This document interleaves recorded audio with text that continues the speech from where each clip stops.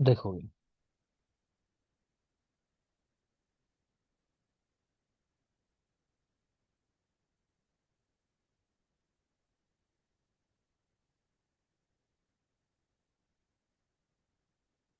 तो शुद्ध व्रण की हम लोग बात कर रहे थे। शुद्ध व्रण जीवा तालाब, निराश्राव, कोई श्राव नहीं होता उसमें से। फिर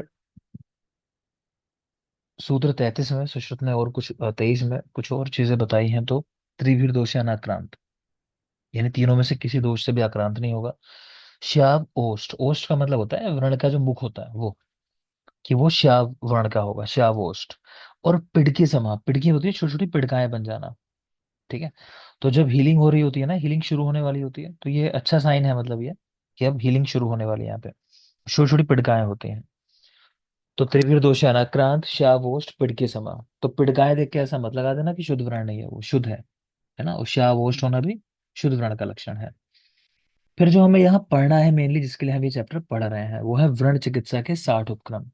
चरक ने 60 नहीं दिए, उन्होंने 36 उपक्रम दिए। नंबर चाहो तो याद कर लो, बाकी सुश्रुत के 60 तो हमें देखने ही हैं। ठीक है। आपकी बुक्स में ये जो 60 उपक्रम है बेटा, ये श्लोक है, श्लोक नंबर 8, चैप्टर नंबर 1 का। किसी का मन हो देखने का, वहां देख सकते हो। तो हम इनको सिर्फ जरूरी वाले जो है उन पे फोकस करेंगे, जहां से सवाल आता है। 60 के 60 नहीं देखेंगे। यहाँ देख लो, यहां से देखिए आप इसको, मेनली ऊपर वाले पॉइंट आपके काम के नहीं है। तो अपतर्पणम आद्य उपक्रमा, एष सर्व शोफानाम सामान्यम प्रधानतमश्च। बहुत जरूरी बात है ये, कि यहाँ कह रहे हैं कि अपतर्पण जो होता है वो पहला उपक्रम है व्रण का। अपतर्पण, इसको आपको याद रखना है। चाहो तो लास्ट भी लिख लो, 60 का नाम भी यही लिख लो, कि अपतर्पण पहला है।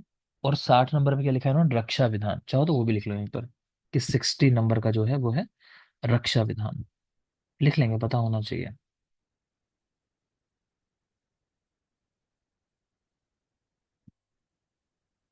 ठीक। अब दूसरी जरूरी बात क्या है, कि यहाँ तो कह रहे हैं कि भाई अवतर्पण जो है आद्य उपक्रम है, और सभी शोफों का सामान्य उपक्रम है, यानी यही कराना चाहिए।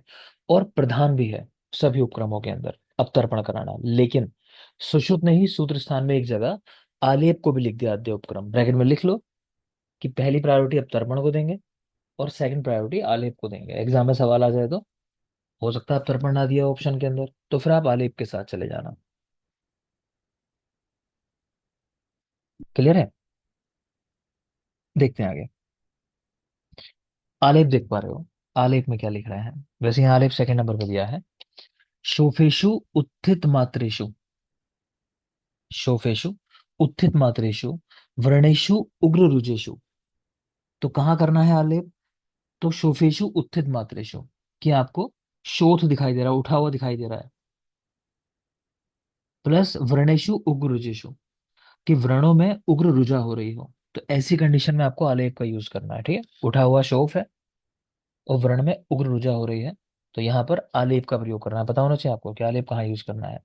करता क्या है आलेप, प्रहलादन, शोधन, शोफस्य हरणे तथा उत्सादने रोपणे च, लेपः स्यात् तु तदर्थकृत। तो प्रहलादन करता है, कह रहे हैं इसका मतलब प्रसन्नता लाता है, व्रण को शुद्ध करता है, शोफ को हरने का काम करता है। ठीक है। उठा हुआ व्रण है, उसको हर लेगा मतलब, और उत्सादन करेगा। ठीक है, यानी ऊपर उठा के लाना, ये काम भी करता है। और व्रण को भरता है। कुल मिला के सारे काम कर रहा है। प्रहलादन, शोधन, शोफ है, उठा हुआ है तो उसको खत्म करना, और गहराई में है तो उसको उठा के लाना, उत्सादन करना। तो सारे काम कर रहा है आलेप जो होता है, देख लेना इसको भी। नेक्स्ट आता है परिषेक। परिषेक कहाँ कराते हैं, कह रहे हैं मेनली वेदना की शांति करने के लिए। इसकी तुलना किससे की गई है, तो जल सिंचन से। जैसे अग्नि शांत हो जाती है, कहीं आग आग लगी हो, फायर हो, और आप वहां पे जल से सिंचाई कर दो और जल डाल दो, तो वो आग शांत हो जाएगी। उसी तरह से ये वेदना को शांत करता है, परिषेक। नेक्स्ट आ जाओ, सीवन संधान। अपाको उपद्रुता ये च मासस्था विवृताश्च।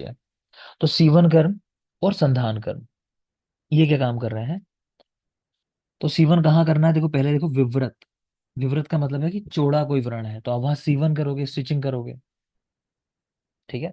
तो सीवन संधान मेनली तो इससे आपको याद रखना है, कि सीवन और संधान कर्म करने हैं कहाँ पर, आप आको उपद्रुता ये चा मासस था कि पाक नहीं हुआ है और विवृत व्रण है, तो वहां पे आपको सी अनुसंधान का यूज करना है। नेक्स्ट आपके यहाँ पे बेटा अभ्यंग, चाहो तो अभ्यंग का लिख लो, यहाँ अभ्यंग लिखा नहीं है, सीवन संधान से पहले ही है वो। अभ्यंग लिख लो एक पॉइंट आप, कि अभ्यंग क्या करता है। लिखो दोष उपशमन और मृदुता। मृदुता वर्ड ज्यादा जरूरी है ना, इसके पहले लिख लेना आप यहाँ पे, परिच्छेद के बाद लिख लो उसको। अभ्यंग, तो अभ्यंग में लिखोगे, यहाँ ऐड कर लेना अभ्यंग, उसमें लिख लो मृदुता। मेन कैरेक्टर ये है कि मृदुता लाने वाला है अभ्यंग जो होता है, दोषों का उपशमन करता है और मृदुता करता है। फिर इसी के नीचे लिख लेना स्वेदन। ठीक है, हम AI PG point of view से नहीं पढ़ते, लेकिन आपके सिलेबस में बहुत कम पोर्शन दिया हुआ है संस्कृत का, तो इसलिए मैं चाह रहा हूँ कि सारे पॉइंट्स देख लें, कुछ छूटे ना, तो इनको भी लिख लो आप। तो स्वेदन में लिखो मेनली रुजा, लिखो रुजा, मतलब किस चीज को ठीक करता है, तो रुजा में यूज करते हैं स्वेदन कर। नेक्स्ट लिखो इसमें दारुण और कठिन व्रणों में। दारुण और कठिन व्रणों में, दारुण का मतलब इन्होंने लिखा है कि जहां वायु की प्रधानता हो जिन व्रणों के अंदर, तो दारुण और कठिन व्रणों के अंदर इसको यूज करते हैं।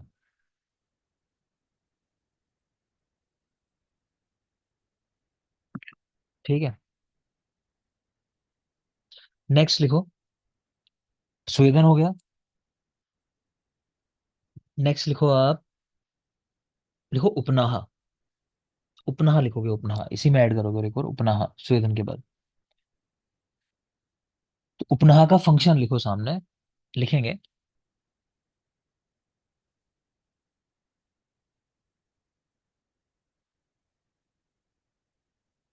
लिखो आविदग्ध शोथ की शांति और विदग्ध शोथ का पाप। यानी दाह नहीं हुआ है शोथ के अंदर, तो उसको शांत कर देगा। आविदग्ध शोथ की शांति, और विदग्ध है तो उसमें पूर्ण पाक करा देगा, मतलब कि अगर पाक हुआ है, मान लो पूरा पाक नहीं हुआ, तो वहां कंप्लीट, पूर्ण रूप से मतलब पाक करा देगा। ये उपनाह का गुण है। श्लोक भी लिख लो इसका, बल्कि आप श्लोक लिखो। लिखो अविदग्धा, लिख लेंगे तो आपको बेहतर समझ में आएगा। लिखो अविदग्धा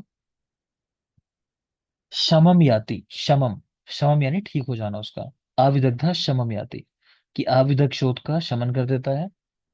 फिर इसी में आगे लिखो विदग्धा पाकम इति, विदग्धा पाकम इति,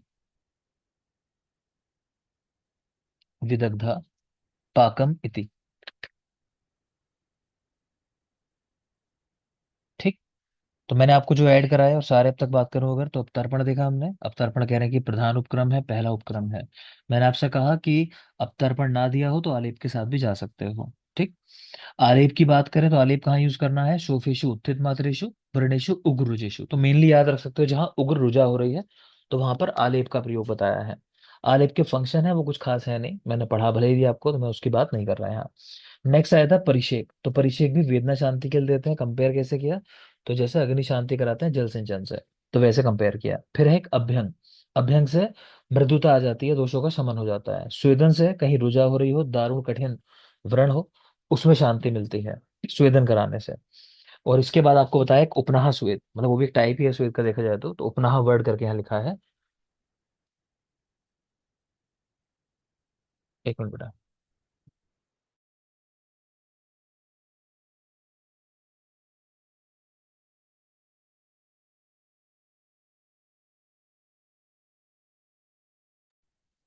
हाँ, तो हम नेक्स्ट बात कर रहे थे अभ्यंग के बारे में। अभ्यंग से मृदुता, दोषों का शमन हो जाना। स्वेदन से रुजा, कठिन और दारुण व्रण वो ठीक हो जाते हैं। फिर उपनाह की बात करें तो उपनाह से अविदग्धम शमम याति, तो अविदग्ध शोक जो है उसका शमन हो जाता है। और दग्ध है अगर, तो उसका पाक हो जाता है। इतना हमने अब तक देखा। अब नेक्स्ट पे आ जाओगे सीवन संधान। तो आपको सीवन से मेनली आइडेंटिफाई करना है विवृत, कि विवृत अगर व्रण है, यानी व्रण का मुख चौड़ा है, ठीक है, तो वो ठीक हो जाता है। फिर नेक्स्ट आ जाएंगे पीड़न कर्म, पीड़न यानी दबाना। तो देखोगे, एक बहुत जरूरी बात है बेटा, पीछे हमने आलेप की बात की थी, ठीक है, तो होता क्या है कि आप कोई भी अगर लेप लगा रहे हो त्वचा के ऊपर, उसको हम सूखने नहीं देते। जनरल सा सिद्धांत है कि लेप को कब हटा देना चाहिए, तो लेप को हम हटा देते हैं उसके सूखने से पहले। ठीक है, तो ये एक सामान्य बात है। लेकिन अगर पीड़न कर्म कराना हो तो वहां पर आप लेप को सूखने देते हो। इसका कॉन्सेप्ट क्या है? कॉन्सेप्ट ये है कि मान लेते हैं कि कहीं ये उभार है, इस तरह का कोई शोथ हो रहा है मान लो स्किन में ऐसा। ठीक है, और ये मुख है उसका, मान लो बहुत छोटा मुख है, इसके अंदर पस भरा हुआ है पूरा अंदर, इसको बाहर निकालना है। तो आप क्या करोगे, इसके ऊपर लेप लगा के छोड़ दोगे, इसके मुख के अलावा बाकी सब जगहों पे लेप लगा दोगे। तो जब ये लेप सूखेगा ना, तो सूखेगा मतलब संकुचित होगा, तो एक तरीके से फोर्स अप्लाई करेगा। जब संकुचित होगा, सूखेगा ये, तो प्रेशर पड़ेगा इसके ऊपर। ठीक है, और अंदर जो भी पस भरा है बाहर निकल के आ जाता है। बात समझ में आ रही है? तो आपसे पूछा जाता है कि लेप को क्या कभी सूखने देते हैं? आप आंसर लगाओगे नहीं। लेकिन फिर पूछेगा कहाँ फिर सूखने देते हैं, वाइवा पूछ सकता है कोई मान लो।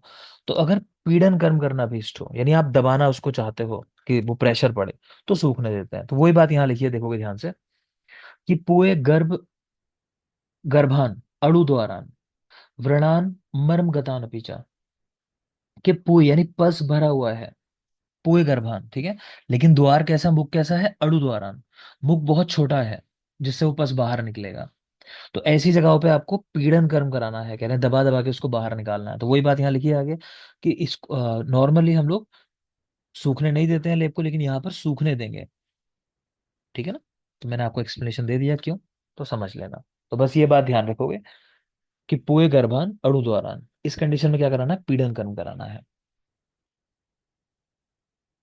निर्वापन पैतृक व्रणों में करते हैं, कोई खास नहीं। उत्कारिका क्षीण मांस और तनु श्राव वाले व्रणों में। तो कहीं मांस कम हो तो उत्कारिका होती है, जैसे वृश्य उत्कारिका, अगर आप लोगों ने नाम पढ़ा होगा, वाजीकरण में पढ़ाया होगा। तो जनरली ये चीजें क्या करती हैं? ब्रंगण कराने वाली होती हैं, तो नाम से समझ में आ जाता है। कहीं क्षीण मांस है तो उसमें उत्कारिका यूज करोगे, भाई ब्रंगण कराएगी ये चीज।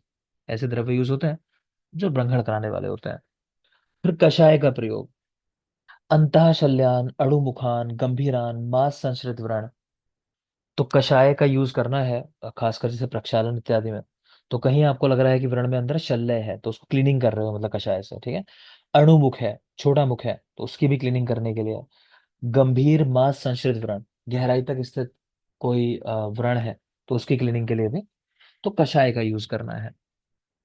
नेक्स्ट है वर्ती और कल्क से शोधन कराना। वर्ती और कल्क से, ऊपर तो कषाय से शोधन है, यहाँ वर्ती और कल्क से शोधन। तो पूती मांस प्रतिछन्नान महादोषज व्रणों में। ठीक है, कि फाउल स्मेल आ रही है। तो ऐसी कंडीशन में हम क्या चाहते हैं कि जैसे आपने कषाय यूज किया मान लो, तो उसका इफेक्ट थोड़ी देर रहेगा भाई, जो काढ़ा है वो निकल जाएगा साफ करने के बाद, क्लीनिंग के बाद। लेकिन आप तो चाहते हो बाद तक इफेक्ट रहे। तो ऐसी कंडीशन में क्या करना है कि वर्ती या कल्क यूज करना है, मतलब एक तरीके से पेस्ट कह लो आप, ऑइंटमेंट कह लो। ठीक है ना, उसका यूज करना है।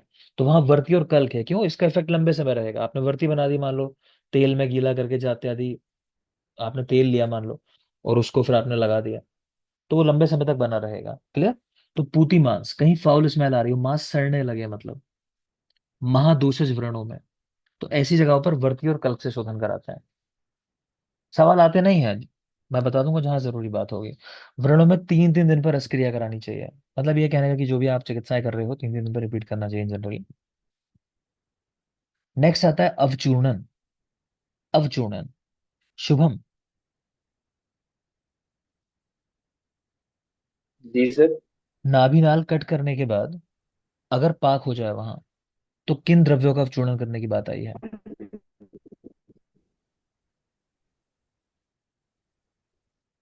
सर प्रियंगु। और मधुयष्टि। पहला द्रव्य सर बता इतना दो, याद कर क्योंकि पा अक्सर रहा पहले द्रव्य पर सवाल बन जाता है ना। रविंदर, पहला द्रव्य कौन सा है?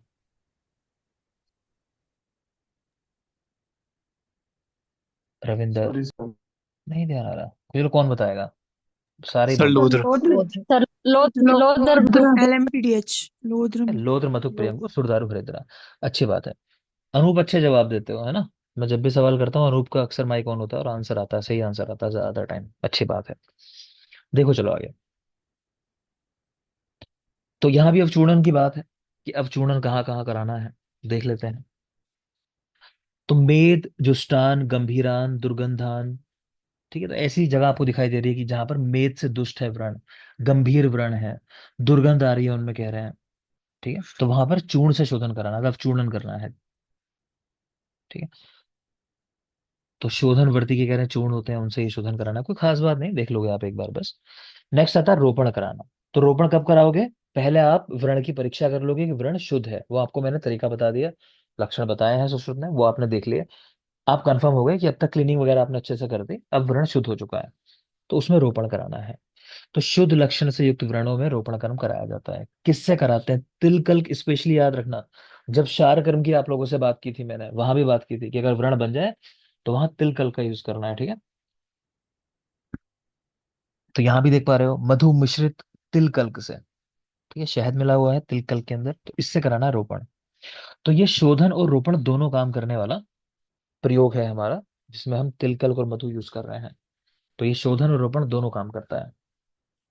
शोधन रोपण कुछ कषाय भी बताया साथ साथ, देख लोगे कि वात दुष्ट स्थान है तो लघु और बृहत पंचमूल, इनका जो काढ़ा है, कषाय है, तो वो शोधन और रोपण दोनों काम करता है। पित्त दुष्ट में न्यगरोध आदि का कुल्यादि गण के द्रव्य, इनसे बनाया हुआ काढ़ा। कफ दुष्ट में आरक वध आदि और सुरसा आदि गण के द्रव्य, इनसे बना हुआ काढ़ा। चाहो तो एक पॉइंट यहाँ लिख लो, आपके लिए भी जरूरी है वो। तो एक तो बेटा ये आरक वध आदि गण के द्रव्य जो है ना, ये दुष्ट व्रणों में हम लोग जैसे इस्तेमाल करते हैं उनको ठीक करने के लिए। दूसरा, एक दुष्ट व्रण के ऊपर रिसेंटली क्वेश्चन बनाया था एग्जाम में, कि दशांग लेप का प्रयोग किया जाता है दुष्ट व्रणों में। दशांग लेप स्पेशली याद रखना, दशांग लेप, उसमें पंचमांश घृत पड़ा होता है, वो भी याद रख सकते हो। शारंगधर की कल्पनाएं हैं आपके सिलेबस में। ठीक है, पंचम भाग घृत पड़ा होता है, पांचवा हिस्सा, वो भी जरूरी बात है, दशांग लेप याद रखना। बाकी नॉर्मल बातें हैं, इन पर सवाल नहीं बनते। आप लोगों ने अगर पढ़ा होगा पहले भी तो जानते होंगे, बहुत बेसिक बातें हैं। कि वात दुष्ट में लघु भरत पंचमूल, पित्त में न्यग्रोध आदि का कुल्य गण, कफ में आरक आदि गण और सुरसा आदि गण की तरफ है। नेक्स्ट आ जाओगे,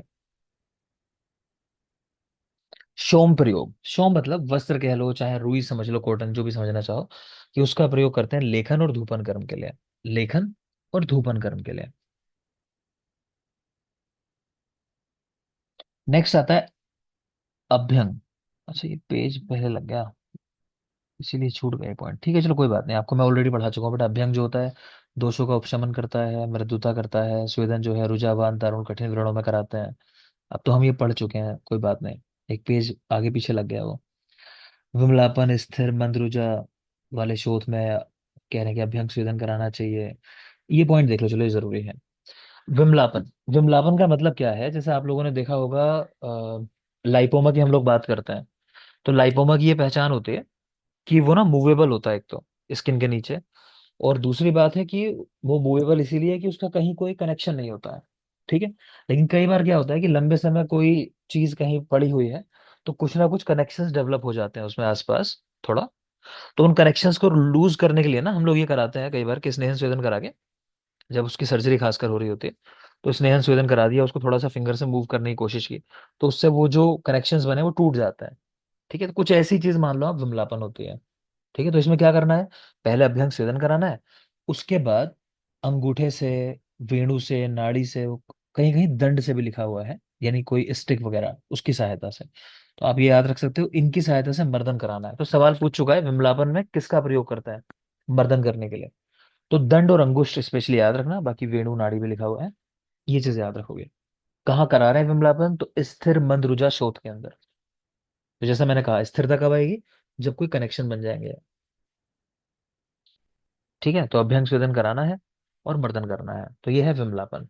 उपनाह की बात हो गई हमारी। अविदग्धम शमम याति विदग्धा पाकम इति च, बता दिया मैंने आपको। नेक्स्ट देख लोगे, चलो विश्रावण एक लिखा हुआ है, विश्रावण कराना। तो विश्रावण से क्या लाभ है? रक्त मोक्षण कराने से। वेदना उपशमनार्थ है, पाक शमाय च, कोई वेदना हो रही है तो वो शांत हो जाती है, पाक है तो उसका शमन हो जाता है। सा विशेष विशेषण जलो का भी पदस्थ था, कह रहा अगर आपको लग रहा है कि वहां विष है, तो ऐसी कंडीशन में जलोका का प्रयोग और पद का प्रयोग कराया जाता है। कौन बताएगा जलोका कितनी दूरी तक कारक मोक्षण करती है और पद कितनी दूरी तक कारक मोक्षण करता है? प्रच्छान वन सर एक हस्त जलो। श्लोक का एक हाथ। वन हस्त जलो। हाँ, और पद? पृच्छान 1 अंगुल। 1 अंगुल।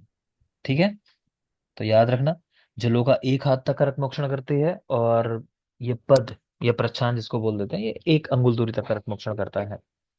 नेक्स्ट देख लो, वमन कराया जाता है पेशेंट्स को, कहाँ कराते हैं वमन, कह रहे हैं उत्सन मासेशु शोफे तु कफ जुष्टे विशेषता। तो मेनली तो ये बात ध्यान रखो कि कफ दुष्ट जो शोफ है, तो वहां पर क्या कराते हैं, वमन कर्म कराया जाता है। विरेचन कहाँ कराता है, तो वात पित्त दुष्टम व दीर्घ काल अनुबंधी व्रणों में। तो देख लेंगे, दोष सिर्फ पित्त नहीं लिखा हुआ, वात के साथ पित्त भी लिखा हुआ है कि वात और पित्त से दुष्ट व्रण है, और दीर्घ काल अनुबंधी व्रण है, यानी लंबे समय से व्रण बने हुए हैं, कोई ऐसी कंडीशन है, तो वहां पे विरेचन यूज करना है, वात पित्त दुष्ट और दीर्घकाल अनुबंधी व्रणों में। नेक्स्ट आ जाएंगे, छेदन कहाँ करते हैं, यानी काट के उस अंग को अलग कर देना। आपाकेशु तु रोगेशु कठिनेशु स्थिरेशु च स्नायु कोथ आदिशु। तो जैसे हम लोग बात करते हैं, मान लो कैंसर होता है, अर्बुद एक कंडीशन है, तो जानते हो अर्बुद में मेन बात यही होती है कि वहां पाक नहीं होता, है ना, वहां पीड़ा भी नहीं होती है ज्यादा, जब तक वो टिश्यू बहुत ज्यादा गिरौना कर जाए। तो ऐसी कंडीशन कह रहे हैं कि आपाकेशु तु रोगेशु। ठीक है, ऐसे रोग जिनमें पाक ना हो रहा हो, कि लंबा समय हो गया, कहीं कोई आपको लग रहा है कि भाई शोथ है लेकिन वहां पाक ही नहीं हो रहा। कठिनेशु स्थिरेशु चा, ये भी पहचान होती है, जो कैंसरस ग्रोथ होती है उनको ऐसे भी पहचानते हैं कि वो, उनका बेस काफी गहराई में होता है, तो वो मूव नहीं करते, जैसे लाइपोमा की बात हम कर रहे थे कि मूव कर जाता है, ये नहीं मूव करते। तो कठिनेशु स्थिरेशु चा, तो थोड़ा सा आप माइंड में इसको अर्बुद या कैंसर समझ के समझोगे तो आसानी रहेगी, कि आपाकेशु तु रोगेशु कठिनेशु स्थिरेशु चा, और स्नायु कोथ आदि। सीधी सी बात है, कहीं अगर आपको लग रहा है कि ऑर्गन सड़ने लगे हैं, जैसे गैंग्रीन वगैरह डेवलप हो जाए, तो ऐसी कंडीशन में भी छेदन करा देते हैं। क्लियर। आगे देखेंगे भेदन। तो भेदन का मतलब है कट लगा देना, सिर्फ इंसिजन लगा देना। हम लोगों ने देखा था कि प्रैक्टिस कहाँ करते हैं आशु, भेदन कर्म की प्रैक्टिस बताई है योग्य अध्याय में, आचार्य सुश्रुत में, कहाँ करते हैं। बस्ती धरती बस्ती पर सेवक। बहुत अच्छी बात बेटा, है ना। तो धरती बस्ती प्रसेवक, उसमें जरूर कीचड़ भर के हमने देखा था। तो मतलब क्या था, आपको वहां बताया था मैंने, कि अंदर से ऐसा लगे कि पस निकल रहा है जब आप कट लगाओ वहां पे, तो वो फीलिंग आए, तो भेदन वही करता है। तो देख लो यहाँ भी वही बात लिखी है, अंतः पुयेषु अवक्त्रेषु, कि आपको पता है कि अंदर पस भरा हुआ है लेकिन वक्त्र नहीं है, वक्त्र यानी मुख नहीं है व्रण के स्थान का, तो आपने मुख बना दिया, वो कट लगाया आपने, मतलब आपने मुख बना दिया उस पस को बाहर आने के लिए। क्लियर। नीचे लिखा भी है कि मुख ना हो, लेकिन अंदर पोय यानी पस भरा हुआ है, बस, और कुछ खास नहीं है। तथैव उत्संग वत्स अपि गति मत्सु चारोगेशु, नहीं कोई खास बात, ये देखो बस, अंतःपुयेषु आवक्त्रेषु, तो भेदन कर्म कराना है। नेक्स्ट है धारण कर्म। तो इसमें लिख रहे हैं बाल वृद्ध आसहा शील भीरुणाम योषिताम अपि मर्म उपरिचा, कि धारण कर्म किन में कराना है, कि आपको लगे कि बालक है, वृद्ध है, सहन नहीं कर पाएगा कोई, अगर चिकित्सा उस तरह की करेंगे हम, कि कोई शल्य से हम शस्त्र से किसी चिकित्सा करें, नहीं सहन कर पाएगा, डरपोक है, स्त्री है, या फिर जो हमारी कंडीशन है, जो इंजरी है या शोथ है, वो कहीं मर्म स्थान के ऊपर है, तो ऐसी जगहों पर धारण कर्म कराते हैं। तो इसमें द्रव्य कह रहे हैं कि क्षार आदि के द्वारा धारण चिकित्सा की जाती है, मतलब इसमें शस्त्र यूज नहीं करते कि उन्हें देख के डर जाएगा व्यक्ति, तो क्षार आदि के द्वारा वही काम कर रहे हो जो शस्त्र से करना चाहते हो। तो इसमें क्या है, क्या प्रयोग होता है, क्षार आदि यूज होता है। तो कुछ द्रव्य लिखे हैं सूक्ष्म सूत्र 37 के, देखना चाहो तो देख सकते हो। चिरबिल अग्निक दंती चित्रक हैमार, तो इन सब में क्षमता है मतलब काटने की जनरली। तो ये सब धारण कर्म में उपयोग होने वाले द्रव्य हैं। कपोत घृत कंका नाम पुरीश, इन पक्षियों की पुरीश विष्ठा का यूज करते हैं, और क्षार द्रव्यों का यूज करते हैं, तो ये धारण के द्रव्य हैं। खैर, नेक्स्ट आ जाओगे लेखन कर्म कहाँ करते हैं। तो लेखन का अभ्यास अंजलि कहाँ करते हैं, अंजलि लेखन का अभ्यास,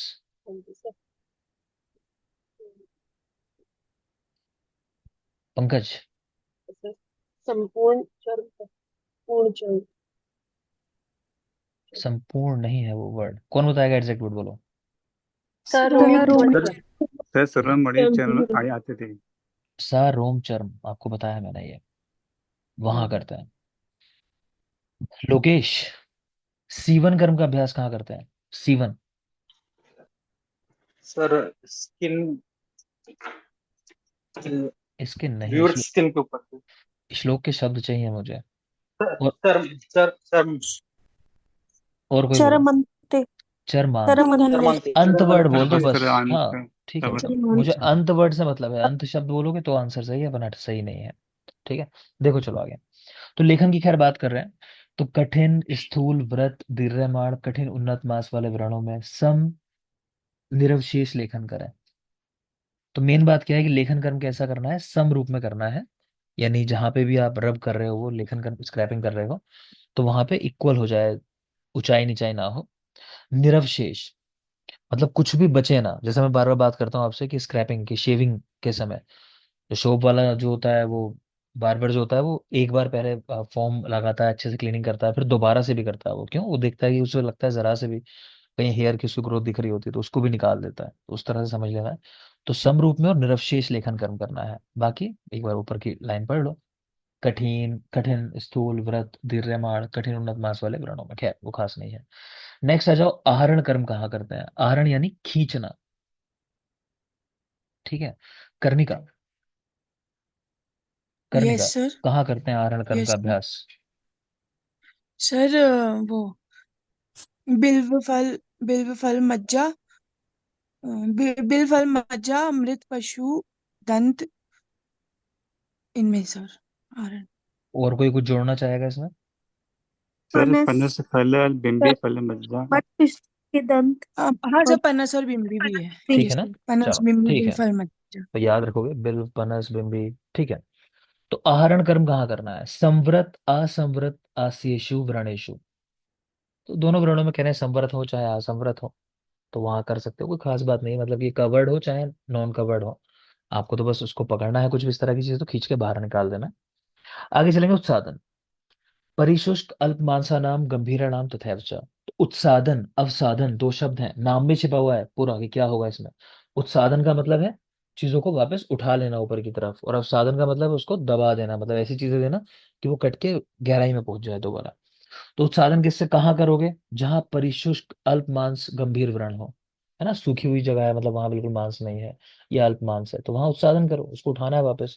अवसादन कहाँ करना है? उत्सन मृदु मांसा नाम, उठा हुआ मृदु मांस है, तो उसको काट के आप नीचे ले जाओगे, तो वहां अवसादन कराना है। नेक्स्ट आ जाएंगे मृदु कर्म। तो कहीं कहीं ऐसा होता है, देखा होगा आपने, कई बार इंजरी वगैरह होने के बाद वो स्थान जो है बड़ा हार्ड सा हो जाता है, स्किन वहां की, है ना। जैसे आप स्टेरॉइड में भी देखोगे कि स्टेरॉइड लंबे टाइम कहीं यूज करा दो तो उसके भी अपने साइड इफेक्ट हो जाते हैं, तो स्किन वहां की अजीब हो जाती है। तो मृदुकर्म, कठिना नाम, मानसा नाम, दुष्टा नाम, मातरीश्वना। तो मेनली तो ये ध्यान रखो कि किसकी वजह से होते हैं, जो स्थान कठिन हो जाते हैं, त्वचा जो कठिन हो जाती है, वो मातरीश्वा यानी वायु की वजह से। इसका मतलब वायु है, ठीक है, कि वायु से दुष्ट जो व्रण है या शोथ है, तो वहां कठिनता हो जाती है, तो उसको दूर करने के लिए मृदु कर्म कराए जाते हैं। मृदु कर्म। आगे चलिए, दारुण कर्म। मृदु मांस के व्रणों में दारुण कर्म कराना, कि कहीं आपको लगता है कि बहुत ज्यादा सॉफ्टनेस है, टिश्यू बनाया हुआ बहुत सॉफ्ट है, तो वहां पे कह रहे हैं फिर दारुण कर्म कराना है। तो मृदु मांस के व्रणों में गाढ़ बंधन से शीघ्र मांस की वृद्धि हो जाती है। ठीक है, तो एक दारुण चिकित्सा बता दी है कि गाढ़ बंधन बांध दिया। दारुण कोई भी ऐसा कर्म जिसमें थोड़ी पीड़ा हो। तो गाढ़ बंधन बांधना जो होता है ना, टाइट करके बांधना, थोड़ा पीड़ा देने वाली बात है। तो कह रहे हैं लेकिन ये हेल्पफुल कंडीशन है। कहीं मृदु मांस हो तो ऐसे व्रणों में आप गाढ़ बंध बांध दो, तो वहां शीघ्र ही मांस की वृद्धि हो जाती है, तो ये लाभ मिलता है। खैर, नेक्स्ट है शार कर्म। उत्सन, मांसान, कठिनान, कंडुयुक्तान, चिर उत्थितान व्रण। तो समझ आ रहा है कि शार कर्म, आपको अभ्यास भी बताया मैंने। अग्नि कर्म, शार कर्म का अभ्यास कहाँ करते हैं, कहाँ करते हैं? मांसखंड सर मृदु मांस खंड, मांस है ना, वहां भी ऐसे मृदु शब्द आए मांस हैं। ठीक है, तो यहाँ भी देख पा रहे हो आप, उठा हुआ मांस है, कठिन मांस है ना, कंडू युक्त है, या लंबे समय से कोई व्रण बना हुआ है, तो वहां पे शार कर्म का प्रयोग करता है। नेक्स्ट आता है कृष्ण कर्म, और उसके नीचे है पांडुर कर्म। तो एक तो है कृष्ण कर्म, है ना, कि कहीं स्किन है जैसे, चलो आपके यहाँ नहीं है उस पर ज्यादा बात, वाइवा पॉइंट ऑफ व्यू से बता रहा हूँ। एक फिनोमेना होता है कोएबनर्स फिनोमेना, हम इसकी बात करते हैं काफी, कोएबनर्स फिनोमेना। तो ये क्या फिनोमेना होता है बेटा, कि किसी को जैसे इंजरी हो जाए, तो इंजरी होने के बाद वो जो इंजरी का मार्क है, वहीं से डिजीज स्टार्ट हो जाती है। इंजरी मार्क से डिजीज स्टार्ट हो जाती है। कौन सी डिजीज मेनली देखते हैं हम ये? एक देखते हैं विटिलिगो, सफेद दाग की जो समस्या है वो, ये कहीं इंजरी थी वहीं पे वो बनने लगता है। निशान सफेद दाग का। और दूसरा एक देखते हैं सोराइसिस के अंदर, तो वहां भी ऐसा मिलता है कई बार, कहीं इंजरी थी और वहां से डिजीज शुरू हो जाती है। तो ये कहलाता है कोइमनस फिनोमेना। ठीक है। तो मैं कहना चाह रहा हूँ जैसे विटिलिगो में अब वो सफेद निशान बनने भी लगा। कुछ कह रहे हैं? सर क्लोराइड में भी होगा। वो भी कई बार डेवलप हो जाता है इस तरह, सही कह रहे हो, लेकिन वहां पे पढ़ते नहीं है उसके साथ कोऑर्डिनेट्स फिनोमेना हम लोग। ये फिनोमेना दो ही कंडीशन में पढ़ा जाता है। किलोइड में भी देखा है कि हाँ इस तरह की चीज किलोइड में भी मिल सकती है, लेकिन वहाँ काफी कुछ इडियोपैथिक कंडीशन है। तो मेनली आप इसी में समझो, सोराइसिस के अंदर और विटिलिगो के अंदर। ठीक है। तो किलोइड पता होगा आप लोगों को, अक्सर चेस्ट पे जैसे देखा होगा आप लोगों ने, एक मांस जैसा दिखाई देता है। ठीक है। तो वो एक अलग कंडीशन हो जाती है। वहां भी ऐसा मिल जाता है, सही कह रहे हैं वैसे, लेकिन हम पढ़ते नहीं है उसके रेफरेंस में, कहीं भी कोई फिनोमेना टर्म नहीं आई है, लेकिन हो जाता है वहां भी ऐसा देखा गया। खैर, तो शार कर्म बात हो गई, कृष्ण कर्म की बात कर रहा था। कृष्ण कर्म मेनली किस लिए, तो हम विटिलिगो के रेफरेंस में बात कर रहे थे कि जो व्हाइट पैच बन गया उसको दोबारा से नॉर्मल स्किन कलर करना है हमको। ठीक है ना, तो वो हो गया कृष्णीकरण करना, उसका कलर थोड़ा सा डल करना मतलब। और पांडुरीकरण क्या हो गया कि कहीं आप, कहीं ऐसा हुआ कि कृष्ण वर्ण हो गया, तो उसको वापस आपको नॉर्मल स्किन कलर का लेके करना है वापस, तो वहां पे पांडुरीकरण किया जाता है। क्लियर। तो कृष्ण कर्म किससे कर रहे हैं, जिनके एंड में तक शब्द आता है। तक जिनके एंड में शब्द आता है, तो यहाँ नाम कुछ देख पा रहे हो आप, विभि तक, भल्ला तक, पिंडी तक। ये देखिए। ठीक है। तो यहाँ तो भल्ला तक ही लिखा है, तो यहाँ देखोगे विभि तक, भल्ला तक, पिंडी तक। हम ऐसे याद रखते हैं कि एंड में तक वाले जो शब्द हैं वो कृष्णी कर्म में यूज होता है। ठीक। इसके अलावा ग्राम्य आनुप शफान दग्धवा सूक्ष्म चूर्णानी। तो ग्राम्य आनुप शफान दग्धवा सूक्ष्म चूर्णानी, कि जानवर जो होते हैं ना, उनके हूव्स मतलब नेल जैसे जानवरों के जो होते हैं, वो पैरों में देखे होंगे ना, उनके नाखून जैसे, समझ लो उनको, जो कहना चाहो क्या बोलते हैं हिंदी में उसको?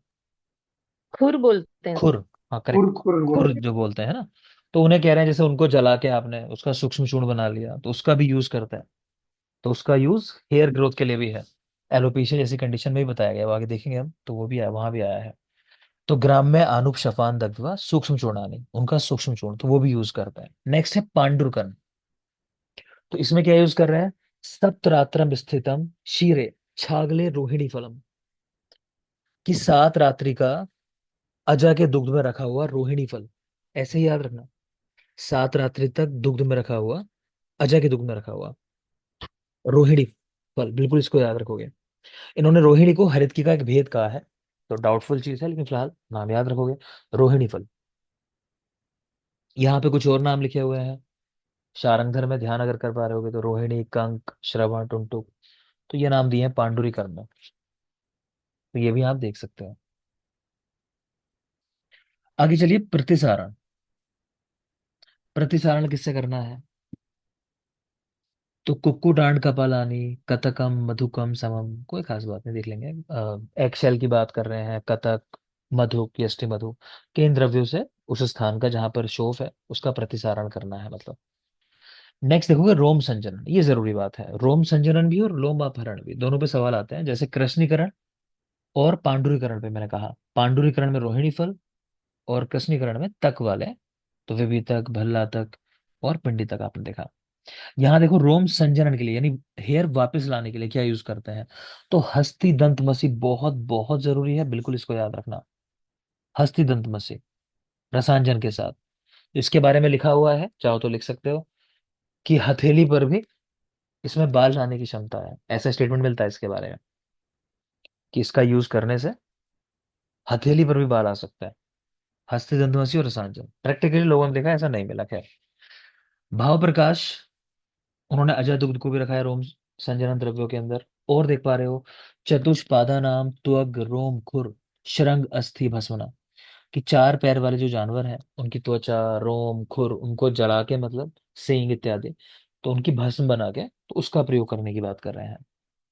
ठीक है। तो यानी कि जानवरों के जितने भी क्रेटिन वाले कह लो आप पार्ट्स हैं बॉडी के, तो उन सबका इस्तेमाल। कासीस, नक्तमाल, कपित, ये जरूरी नहीं है। हस्ती दंतमसी याद रखना, चतुष्पाद के, ये त्वग, रोम, खुर इत्यादि ये याद रखना। नेक्स्ट आता है लोम अपहरण, यानी हेयर हटाने के लिए, इसमें क्या यूज करता है, तो इस पे सवाल पूछा जाता है हड़ताल के ऊपर, हड़ताल मेनली, वो तो याद रखोगे, बाकी पढ़ लेते हैं। कह रहे हैं एक तो कर्तरी इत्यादि से, कैची इत्यादि से, काट दो। अनुज, नहीं अंजू, सॉरी अंजू,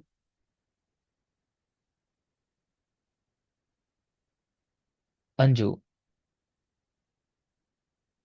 बस ये बेटा मुझे बिल्कुल अच्छा नहीं लगता जब आप लोग माइक ऑन नहीं हाँ करते। सर। हाँ, बताएंगे परिकर्तन में, परिकर्तन का अभ्यास किन द्रव्यों पे करना है? सॉरी सर, मैंने नहीं पढ़े अभी तक। देवांगी,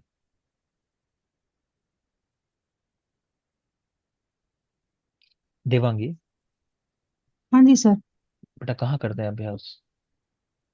सर ये परिकर्तन उत्कर्तन सब इकट्ठा था, और सारी सब्जियों के नाम बस थे ठीक सर, है, हाँ, कर्कटक कपुष्प लाभू। अच्छी बात है बेटा। ठीक है ना, तो याद रखोगे तो खैर। वही कर्तरी की बात करें, कैंची की मतलब, तो लोम अपहरण कैंची से, सिजर है ना। बाकी शंख चूर्ण हड़ताल है, इसका लेप लगाने की बात आई है। भल्लातक तेल स्नूही शीर की बात आई है, भल्लातक और स्नूही शीर। तो देख लोगे, लोम अपहरण में मेनली हड़ताल आपसे कहा मैंने, और रोम संजनन में हस्तिदंत मसी और चतुष्पाद, उनकी त्वचा इत्यादि का प्रयोग, वो याद रखना है। नेक्स्ट आ जाओगे बंधन करना। तो बंधन से क्या फायदा है, मतलब वो बैंडेज कर देने से कि व्रण जो है वो शुद्ध हो जाता है और व्रण में मृदुता आती है, कोई खास बात नहीं। नेक्स्ट चलिए, पत्रदान। स्थिराणाम अल्पमांसानाम रोक्ष्याद अनुप्रोहताम कफज व्रण में शुकनासा के पत्रों का प्रयोग करते हैं। खैर, तो इसमें और कुछ जरूरी बात नहीं आती है, मतलब पीजी पॉइंट ऑफ व्यू से क्वेश्चन आता है इसके अंदर कि यहाँ पे पत्रदान के अंदर ना शुकनासा के पत्तों का प्रयोग आया है। तो ऐसा सवाल पूछते हैं कि शुकनासा का प्रथम उल्लेख किस आचार्य ने किया है? तो आचार्य सुश्रुत ने किया है। तो आप जानना चाहो तो जान सकते हो, बाकी ये गुणों में कोई खास बात नहीं है। और यहीं पर एक लिखा है शुकनासा घृत, वो तंत्रक में यूज होता है, भेल ने बताया। ये भी आपके लिए जरूरी नहीं है, पीजी के लिए जरूरी पॉइंट होता है, आपके पॉइंट से नहीं है इतना जरूरी। तो खैर, पत्रदान में शुकनासा के पत्तों का प्रयोग है, वो याद रख।